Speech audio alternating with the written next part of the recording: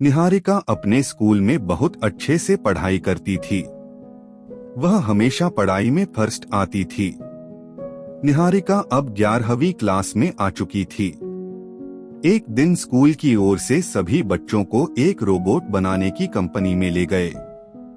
वहां रोबोट बनते देख सभी बच्चे बहुत खुश हुए, लेकिन निहारिका ज्यादा खुश नहीं थी। उसके स्कूल की अध्यापिका मंजू जो कि उसके साथ, उन्होंने पूछा, क्या बात है निहारिका, तुम्हें रोबोट अच्छे नहीं लगे क्या? निहारिका ने कहा, मैडम ये तो बहुत ही सिंपल रोबोट हैं, अगर मुझे मौका मिले तो मैं इससे भी अच्छे रोबोट बना सकती हूँ। निहारिका की बात कंपनी के मैनेजर ने सुन ली। उसने कहा, बेटी आप इससे अच्छा रोबोट बना सकती हो जो कि हमारे इंजीनियरों ने कई सालों की मेहनत के बाद बनाया है। निहारिका बोली, सर अगर मुझे मौका मिल जाए तो इससे ज्यादा खूबियों वाले रोबोट मैं बना सकती हूँ। उसके बाद उस मैनेजर ने अपने मालिक से बात की। उन्होंने मंजू जी को अपने केबिन में बुलाकर कुछ समझाया।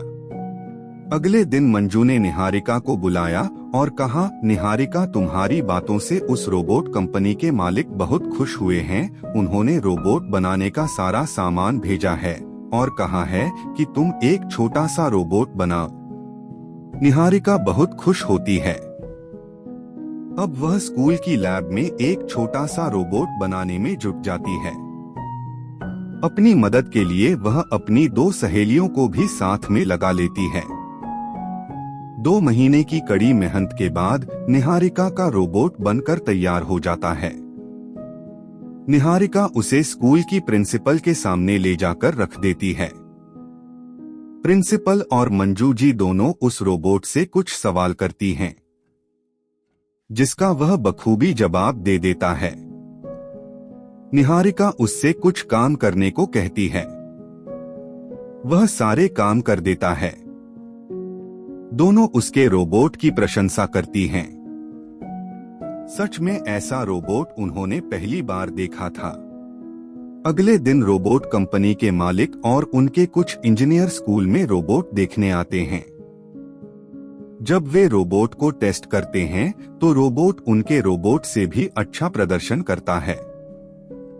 कंपनी का मालिक प्रिंसिपल से बात करता है। वह कहता है, हम चाहते हैं कि इस रोबोट को हम खरीद लें और इसी तरह के बड़े रोबोट बनाएं। आपकी क्या राय है? निहारिका यह सब सुन रही थी। तभी वह बोली, आपको इसके कुछ फीचर तो मैंने बताए ही नहीं, जैसे यह मैंने बुजुर्गों की मदद के लिए बनाया है। अक्सर बुजुर्ग अकेले रहते हैं। ऐसे में ये रोबोट उनकी देखभाल कर सकता है। इसके प्रोग्राम में मैंने एक चिप डाली है जिससे ये बुजुर्गों से उनकी भाषा में बात कर सकता है।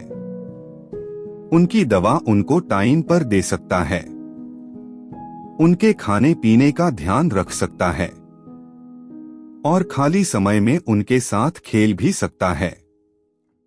यह सुनकर सब बहुत खुश हुए, लेकिन यह रोबोट ऐसा कोई काम नहीं कर पा रहा था। तब मंजू जी ने कहा, यह क्या निहारिका, यह तो ऐसा कोई काम नहीं कर रहा है। निहारिका बोली, मैडम वो चिप मेरे पास है। वो चिप और यह रोबोट मैं एक ही शर्त पर दूंगी, जब ये मुझे विश्वास दिलाएं कि बुजुर्गों को ये रोबोट मुफ्त में देंगे। कंपनी का मालिक बोला, इससे तो हमें बहुत नुकसान होगा।